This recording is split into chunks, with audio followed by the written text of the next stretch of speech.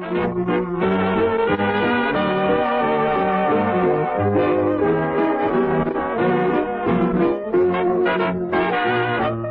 a lovely day today, so whatever you've got to do, you got a lovely day to do it in, that's true. And I hope whatever you've got to do is something that can be done by two, for I'd really like to stay. Welcome to Ask Aunt Ann. It's a lovely day here, and I hope it's a lovely day where you are. It sure seems like fall is here. Almost overnight, the leaves have turned and the geese are heading south. To celebrate autumn, we have lots of great things planned for this episode. First, we'll visit our friend Cindy in her kitchen and learn how to can salsa and applesauce. Next, we'll go into my kitchen and make some delicious roasted pumpkin seeds with the help of our local pumpkin farmer, Peter. I'll show you some great ways to freshen up your fall wardrobe with scarves, help you make a festive table runner, and finally, we'll hear a classic song, so please stay with us. Our first letter is from Clarence Lundgren in Waterloo. Clarence writes, "Dear Aunt Ann, we've had a record amount of tomatoes this year, and I'm running out of things to do with them. I'm a big salsa fan, and I'd like to know how hard it is to can my own. Can you help?" We certainly can, pun intended. I took a trip to see my friend Cindy just last week. She's an experienced canner, so come along and see how simple it is. Hi everyone, I hope you're having a lovely day. I'm here today with my friend Cindy. We're in her kitchen. Now you might remember Cindy from our Valentine's Day episode when she shared her delicious recipe for homemade fudge with us. Well, today she's going to give us a few canning tips and share her recipe for homemade salsa and applesauce. Thanks for having us today, Cindy. Thanks for coming. Sure. Can you tell us a little bit about how we're going to go about doing the salsa? Sure. Well, first you need tomatoes, and I've already have some of these prepared. And what you need to do, you need to skin them. And so in order to skin them, you need to drop them in boiling water for about 30 to 60 seconds. And that's just enough to make the skin split, and it makes it much easier to peel. Peels right off. And then I have my scrap bucket for the peels, and I use that for our compost bin. Now, I've heard that some people too find it helpful just to slit the bottom of the tomatoes. So maybe if people are finding that they're not cracking and making it easy to peel right away, that might be something that they can try too. Sure. Just exit right on the bottom and then put it in the boiling water. Absolutely. Now, do you take the cores and the seeds out of your tomatoes? I do not. When I'm doing my salsa and even my stewed tomatoes, I just leave it all in. Okay. And I use Roma tomatoes primarily, but I also will use beefsteak and celebrity tomatoes as well. The viewers at home might be interested to know that you are married to our guest, Eddie the gardener. I am. So that's why all of these vegetables look so wonderful and delicious. What does your recipe call for, Cindy? Well, we need about 6 to 8 cups of tomatoes. And the recipe calls for 6, but I like tomatoes, so I put in about 8. And then equal amount of peppers, and you can use whatever peppers you want. This is a jalapeno salsa recipe, but we don't like hot, spicy peppers, and so I use bell peppers. I'll even use banana peppers. So whatever pepper you want. So about 6 cups of peppers. I bet it would be really pretty with different colors peppers too. Yes, and I have some in here. I've got green peppers and I've got some yellow peppers as well. So, and so you have those, and apple cider vinegar goes into it, as well as minced onion and garlic, and cilantro, oregano, salt, and cumin. And now, in my experience, I've found that sometimes the peppers are ready before the tomatoes. Is it possible to freeze the peppers? And if so, how would our homemakers be able to do that? Yes. What I do is, yes, always, every year, my peppers are ready way before my tomatoes are. And so what I do is I bring them in, wash them up, and then I slice them up and cut them and just put them in freezer bags in about 3 cups in each bag. And then I can freeze them, and then when I'm ready to use them for the salsa, I pull them out of the freezer and let them thaw a little bit. And if they go into the salsa frozen, that's okay because they'll cook and they'll thaw just fine. That makes it very convenient. Yes. Well, now we're ready to actually make the salsa, and all we have to do is just throw everything into the pot. So there's our 8 cups of tomato. Okay. And our 8 cups of peppers. Equal parts tomato and peppers. And then 2 cups cider vinegar. 1 cup minced onion. And then you're going to put 4 tablespoons of minced cilantro, 4 teaspoons of oregano, 3 teaspoons of salt, a teaspoon of cumin, and 3 tablespoons of minced garlic. Oh, that smells good. And then we're going to just do that up, and then we just set it on the stove to bring it to a boil. And after it starts to boil, you're going to cut the heat down to about medium and let it simmer for about 10 minutes. All right, Cindy, while we're waiting for the salsa to come to a boil, can you tell us about how you prepare your jars? Sure. What you want to do is wash them thoroughly. Just hot water and soap is fine. And then when they're dry and right before you're ready to put the salsa in, what you need to do is make sure the jars are hot before you put the hot salsa in so they don't crack. And so what I do is I just set them in a pan of hot water and just make sure that they stay warm, and then they're ready to go as soon as I'm ready to put the salsa in. And what about the lids? Do they need to be boiled too? They should be washed as well. Okay. They don't need to be hot and boiled. As long as the jars are warm, that's fine. Okay. And these are just the typical 2-piece lids with the bands that we're using for the salsa. And I reuse my jars and the bands, but I never reuse the lids in case there's an imperfection or something. You don't want your salsa to go bad. Yeah, you definitely don't want that. So I never reuse the lids. You've got your handy jar lifter. Yes. And that just goes right into the boiling water? It does, and sometimes I will do it just before it's at a hard boil just because it's easier to put the cans in there. Does it matter if the water level is not quite covering the top of the jars? It should completely cover. And as I'm putting this in, the water level is going over the top of the jars. And you might have to add a little bit more, but that should be ½ inch to 1 inch above the top of the lids. And how long do the jars need to boil? About 15 minutes. And because I put them in before it's a hard boil, I'll add a couple of minutes extra. All right, Cindy, so it looks like the jars are done with their boiling. Now what do we expect at this point? So I just shut off the water so it stops boiling, so it's a little easier to get them out when it's done boiling. So I reach in and grab one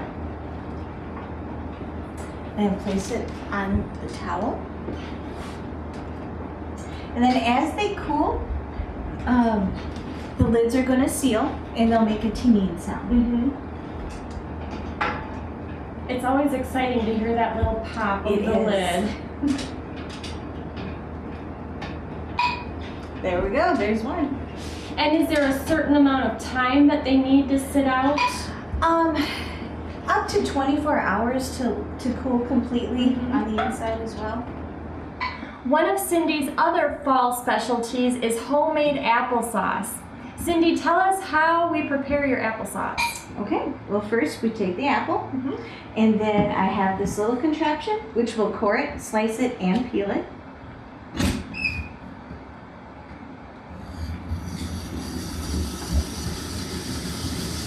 And Cindy found this wonderful kitchen utensil at a kitchen store. Yes. It's so handy. Just cuts it, cores it, slices it, just beautifully. So then once we have all the apples, we just throw them in the pot. Okay. And then once again, the peelings into the compost. And what do we do to this now that we have our apples in the pot? What we're going to want to do is add some water, not a whole lot, because you don't want the applesauce to be too runny. Okay. So just enough to maybe about, half a pan, not even.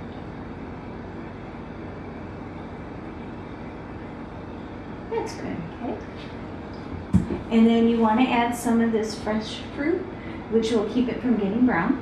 And that just preserves it, right? Right. Just enough to cover the top, it looks Right. like. And then what we're going to do is add a little sugar. You can add, they recommend about a 1/4 cup per quart. Okay. But you can just adjust it however you want and just sprinkle that in. And then what I like to do also is to add a little cinnamon. Ooh. So then I just sprinkle some in. And you could probably add some nutmeg or cloves as well, just kind of make it sure. to taste, I suppose.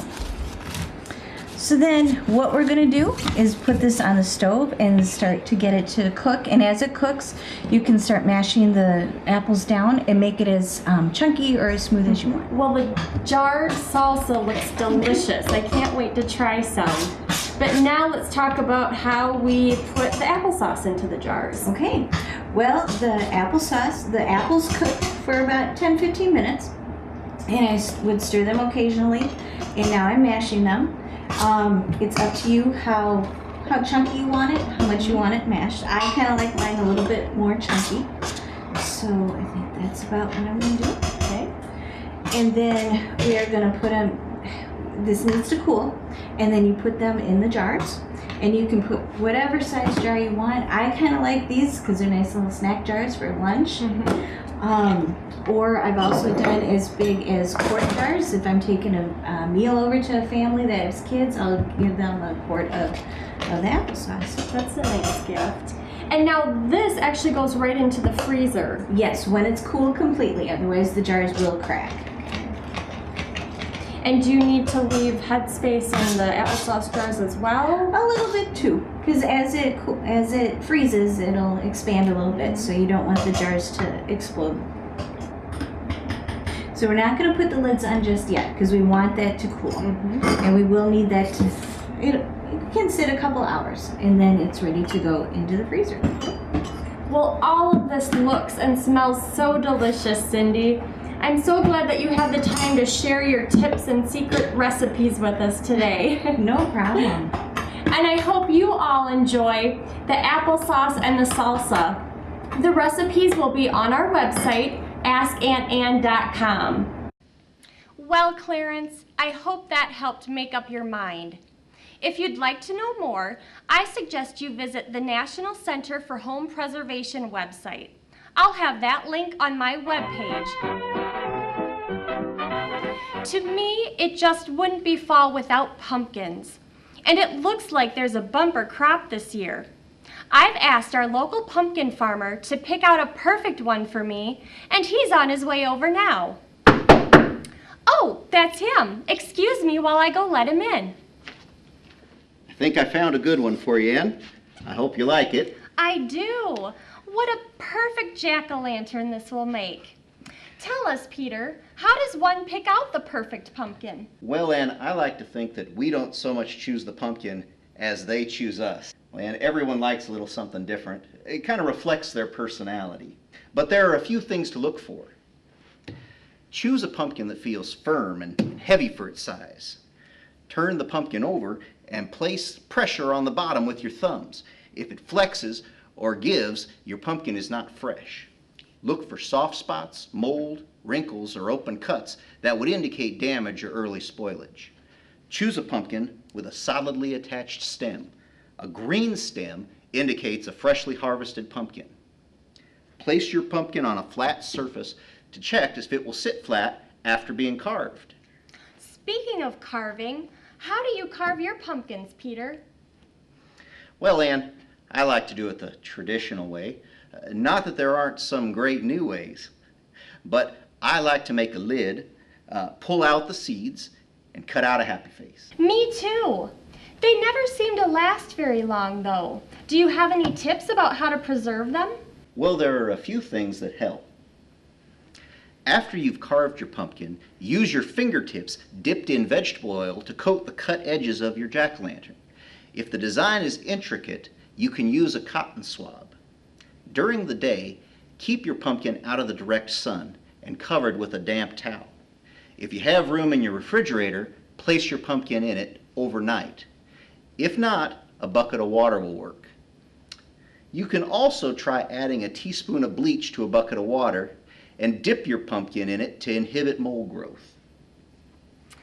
And some folks have had some success with hairspray or a clear acrylic spray. But you know, all good things must come to an end, and there will be plenty of pumpkins next year. Peter, are you a pumpkin seed eater? I sure am.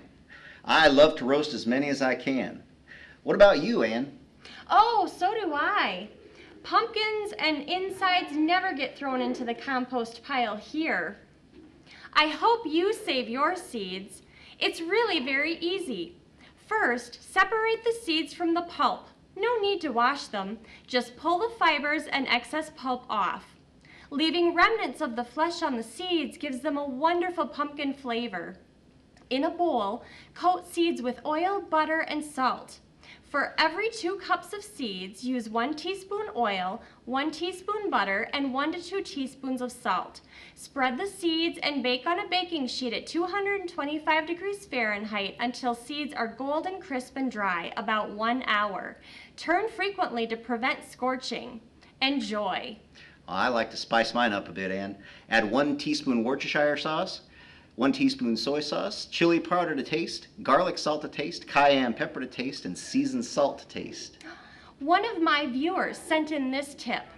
Dear Aunt Ann, I love fall and I love roasted pumpkin seeds even more.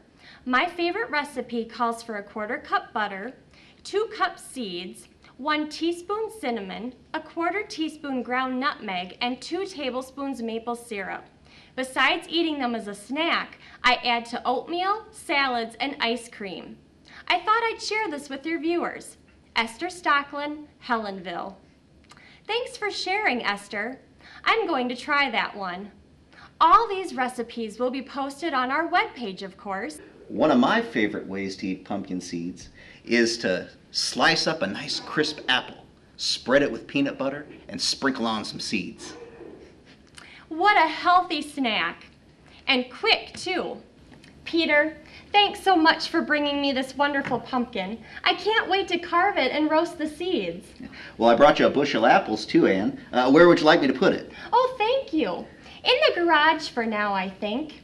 I just happen to have some cinnamon buttermilk caramel syrup waiting to dip those apples into. Can you stay and have some with me? Oh, I'd love to, Ann, but I have a few more deliveries to make. Can I meet you again later? Of course. Maybe you could sing a song for us, too. I sure enjoy that. I'll see you later. Thanks, Peter. If you'd like to try my caramel syrup recipe, you can find it on my website, askantann.com. Before Peter gets back, I'd like to show you how to create a beautiful festive table runner for your fall decorating. Here's what you'll need. Burlap, cut to your desired final size. A looser weave is easier to weave through. Today, I'm using this lovely green burlap. Burlap can be found in many different colors and even prints these days, and it can be purchased by the yard at your local craft store. A blunt needle with a large eye. I used a yarn darning needle. Spools of thin ribbon or cording. I'm using chain net rayon cord. You could also use 1/8-inch satin ribbon or any type of trim that is narrow enough to fit through the weave without wrinkling or buckling. I have cord in 3 coordinating fall colors: brown, amethyst, and apple green. Start by measuring your table and then cutting your burlap to the desired size. Be sure to add a few extra inches if you want your runner to hang over the sides of the table. Cutting is simple. Just identify a single thread in the weave to use as your cutting guide and carefully cut alongside that same thread for the entire length. Once the burlap is cut to the desired size, you can pull out a few strands of the fibers along the very edge to create a neat raw edge fringe. Next, move on to the ribbon. Figure out how long you need your length of ribbon to be by laying it down along the length of the runner and adding about 3 to 4 extra inches. Thread your trim through the needle and start weaving. You can secure the end of the trim by weaving over and under every thread in the burlap for the first 1.5 inches from the starting edge. Continue to weave the needle across the burlap in a straight line. I chose to weave each color using a different stitch length pattern in order to add visual interest. This does take some time because you need to be careful and make sure you're following the straight weave of the burlap and count the spaces to ensure that you have a consistent pattern. When you reach the end, be sure to anchor your trim end like you did at the beginning, weaving over and under each thread for the last 1.5 inches to the end. Unthread the needle and be sure that the burlap is flat and that the trim is not puckered. Finally, trim the ribbon even with the edge of the burlap. Repeat this process for each of your colors. You can weave across both the length and the width of your runner using all your colors. One tip: unless you have lots of time and patience, don't make a huge runner. It's much easier to maneuver a smaller size runner while you're weaving. You could also use this same technique for making a set of burlap placemats. This is a fun project and would make a beautiful hostess gift. There are lots of printed burlap now, so you don't need to add too much ribbon to make it perfect. These are great for any time of year. Just change your ribbon color. I think we have time to read one more viewer letter. This one is from Jacqueline Kurtz in London. Dear Aunt Anne, fall is coming fast and I just don't have the money to update my wardrobe this year. Any suggestions? Well, Jacqueline, I think you can make your older clothes look new and fresh by adding new accessories, especially scarves. There are always lots of trends for each season. For instance, plaid is very trendy this fall, as well as velvet and textured knits, to name a few. You can buy or make a scarf fairly inexpensively, following one of these trends. The key is to be creative with how you use it. Here are a few really simple ones. You'll find more on AskAuntAnne.com. The techniques I'm going to demonstrate work best with long, rectangular scarves like these. The first technique is simple. It's called the double wrap. First, drape the scarf behind your neck. Next, wrap each end across your neck in the front and around your shoulders. Bring the ends back around to the front over your shoulders and let them hang. Adjust the neckline and you're done. The second technique is called the European loop, or the loop and through. First, fold the scarf in half. Next, drape the scarf around your neck with the looped end at one shoulder. Pull the long ends through the loop, tighten, and drape. The next technique is a variation of the last one. It's called the European loop with a fashion knot. This is one of my favorites. First, fold the scarf in half. Next, drape the scarf around your neck with the looped end at one shoulder. Now pull one end under and through the loop. Next, pull the other end over and through the loop. This creates a knot that looks similar to a basket weave. Tighten the knot and drape the ends. The last technique is another variation of the European loop, called the European loop with a front knot.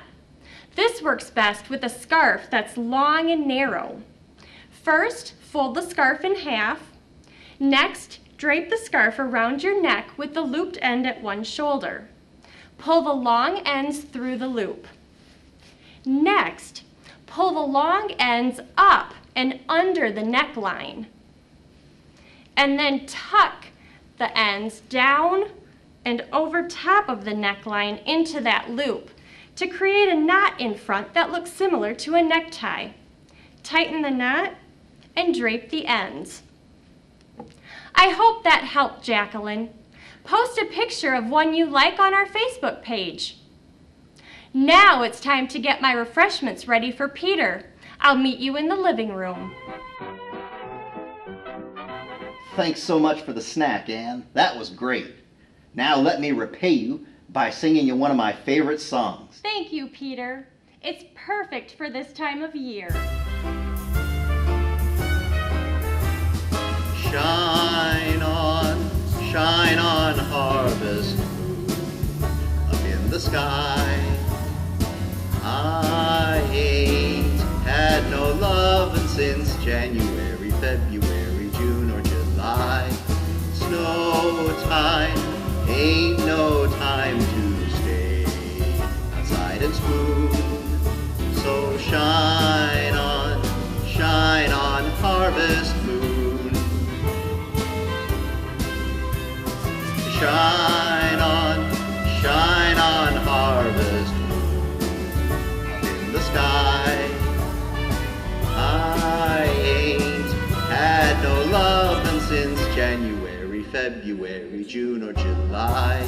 Snow time ain't no time to stay outdoors and spoon. So shine on, harvest moon for me and my gal.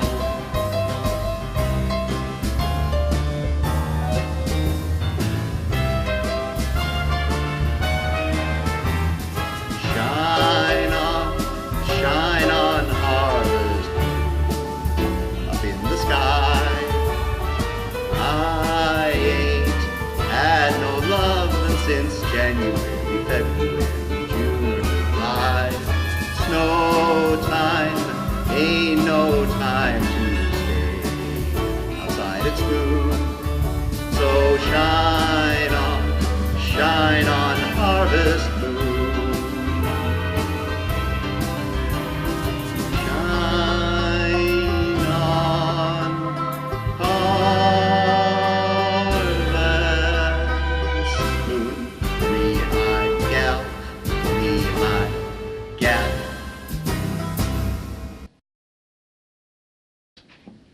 Thanks, Peter. That was beautiful. Now, before we leave you, here's a sweet little poem by Robert Louis Stevenson from one of my favorite books, A Child's Garden of Verses. In the other gardens and all up the vale, from the autumn bonfires, see the smoke trail. Pleasant summer over, and all the summer flowers. The red fire blazes, the gray smoke towers. Sing a song of seasons, something bright in all. Flowers in the summer, fires in the fall. Thank you for spending some of your day with me today. I'll be back next month with a show you're sure to enjoy, so please stop by for a visit.